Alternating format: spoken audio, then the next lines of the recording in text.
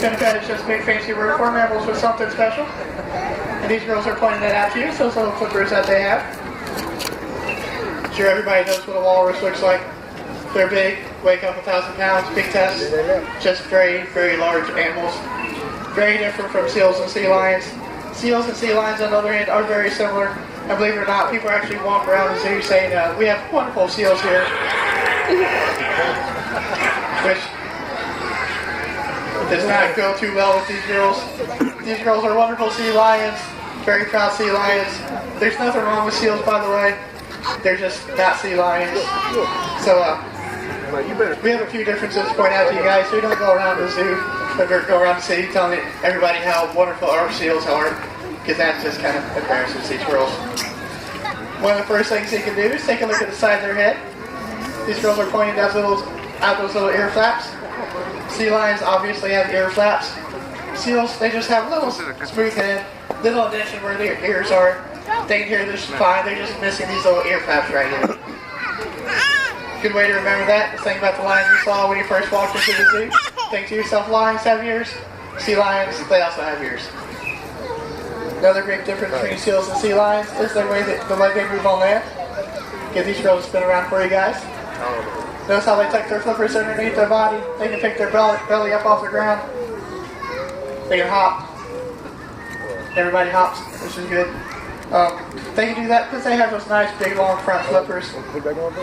Seal flippers are probably about a foot long, so they're move much differently when they're on land. When seals move, they're low to the ground, and they just kind of inch along like a little inchworm.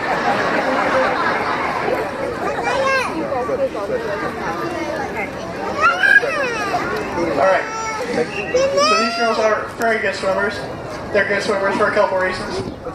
I'll just see if we get a little demonstration for you guys.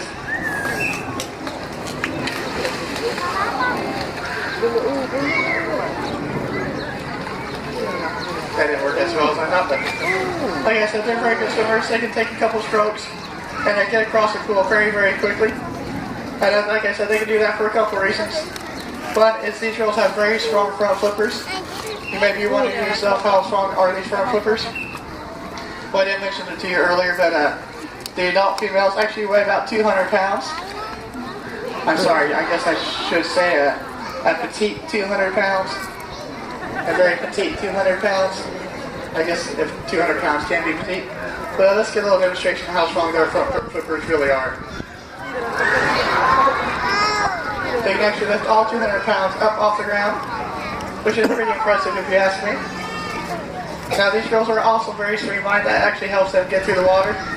Now it's kind of hard to see them being streamlined in the water because they make a lot of waves and splashes.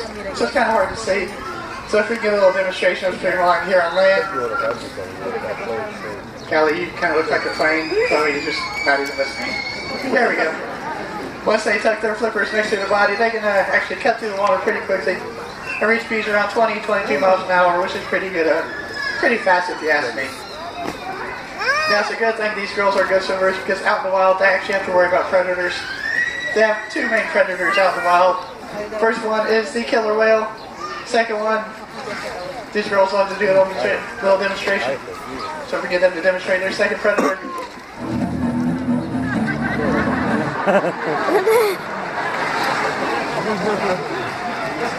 So you must have to be very scary girls. Callie says yes. Well, when they come across one of these predators out in the wild, they do something we call porpoising. They basically hop in and out of the water real quick. This does a couple of things. For one, we like to think it might confuse the predator a little bit. If a shark's chasing them, these girls hop out of the water. Shark can no longer see them, so there's no reason to chase something you can't see. So the shark stops chasing them. But also, when they hop out of the water like they do, it allows them to take a breath. That actually allows them to swim longer distances for longer periods of time, which once again allows these girls to escape, which is really good for these girls. If you're a shark, not so well, but shark can eat something else. Now, like I said, out in the wild, they actually have to worry about predators, but they themselves are also predators. They don't have the luxury of just waiting out all day and waiting for someone like me to come chuck fish at them. They actually have to go hunting for themselves. So these girls need a couple of advantages to catch fish out in the wild, because like I said, they're predators and they have to go catch their own food. So we've already talked about their great swimming ability and their wonderful flipper strength. But fish are very slippery. I don't know if you've ever tried to catch a fish.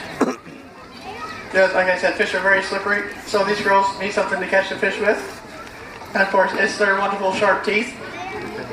They have about 36 of them. They don't have any molars or flat teeth. They don't chew their fish. They just kind of grab them, spear them, and swallow them right down. No need to chew whatsoever. Now, a sea lion can actually swallow fish 6 to 8 inches long, weighing up to about a half a pound, which is a pretty big fish.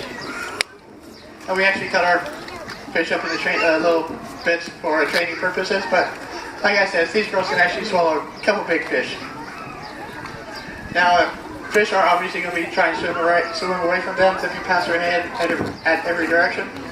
So it'd be really nice if these girls were very flexible and just bend their head back and grab the fish as they're zipping by. So that's actually their next advantage is their flexibility. Something you can do to try to compare yourself to a sea lion. Try bending your head back as far as you can go. Most people can look straight up in the air. It's pretty good for a person. If you're a sea lion, that's a little embarrassing. These girls are much more flexible than that. We can get a little demonstration for you guys. They can actually touch their nose and their forehead to their back, which I don't recommend trying at home. Might be a fun little party trick, but it really wouldn't end well. Alright, so they have one more advantage I want to talk about. It's right here at the tip of their nose. It's these little whiskers right here. They're very mobile and very sensitive. They can go side to side, back and forth, up and down, just about any direction. Now these girls can see just fine, even underwater. So the thing is, these girls can dive 7 to 800 feet deep. Light can't penetrate that far. Or if they're looking for something in the sand, they're kicking up a lot of sand, making it very hard for them to see. So what they do, they whip these little whiskers forward. They can sense any movement the fish is making in the water. Once they figure out where the fish is at, they can whip their head, grab the fish with those nice sharp teeth of theirs, and swallow it right up. Now I'm sure by now you guys are wondering how we get these girls to do such wonderful behaviors. We do something called operant conditioning here at the zoo. It's a very positive-based type of training we do. We basically ask them for a behavior, and if they do it correctly, they get a nice little reward. In their case, it's a nice little piece of fish. So if we ask them to turn around, we have 2 spinning sea lions, 2 sea lions getting a piece of fish. But sometimes, like you've seen before, Chloe likes to take off swimming and ignore me sometimes. These girls will actually just kind of sit here and stare at me. There's really not much we can do about that. What are you guys trying to say? What do we do when you guys misbehave and there's no witnesses around?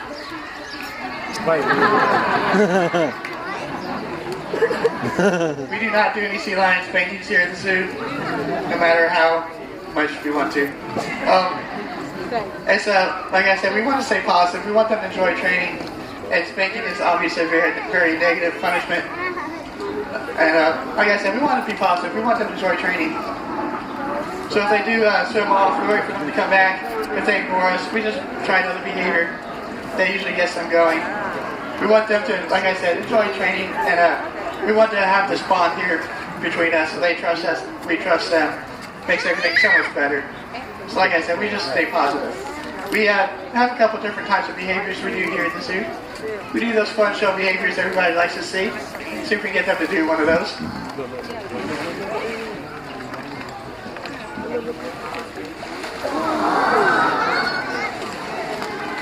Now this is good for a couple reasons. For one, it's obviously good physical exercise. It gets them up and moving and gets them out doing things, which is really good for them. It's also good mental exercise. They have to see our hand cue, figure out what it is, and if they want to do it correctly. And if they do it correctly, of course, they get their nice little piece of fish. If they don't, well, they get to try again. But we also do something else called husbandry behaviors. These are a lot less fun to watch, but very important to us. They allow us to check these girls over. We can check them over for wounds. We can apply medications. We can do eye drops. We can brush their teeth. And believe it or not, we can actually ask these girls to lay down. And there's a nice little blood vessel that runs in their back flipper, where we can actually do blood draws. These girls will actually let us do voluntary injections.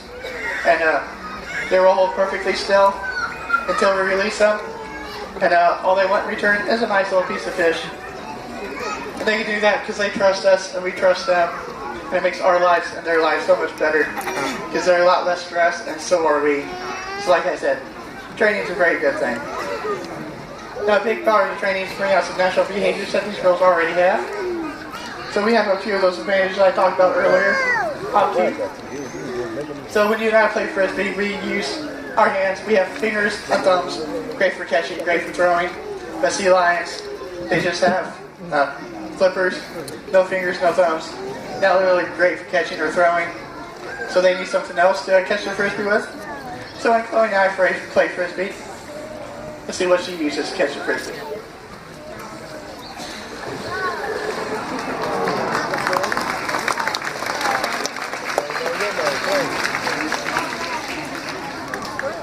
She used those nice sharp teeth of hers to catch the Frisbee. Just like those fish swimming in the water, she'd be able to grab that fish right out of the water, no problem whatsoever, and have herself a nice little snack.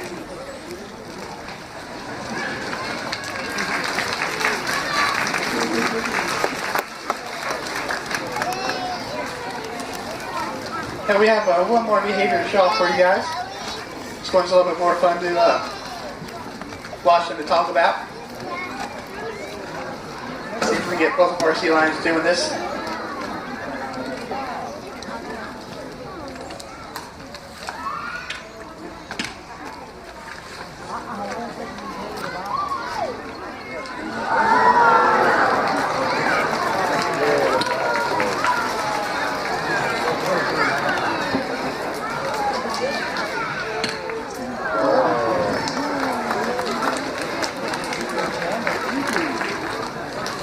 Alright, so what happened? I had the hard part. I had to throw the ball into the water.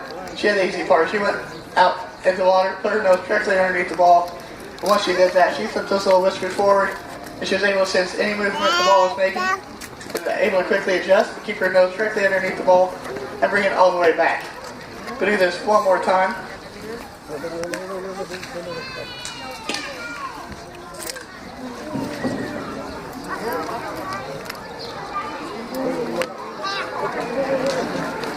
Guys, I think we're doing really well this time. Can you do anything else?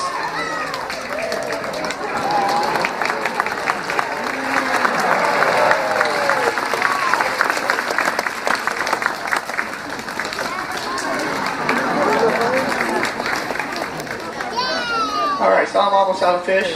But before I let you guys go, I do want to say one thing. Take a look around your area. If you see any trash, pick it up, put it in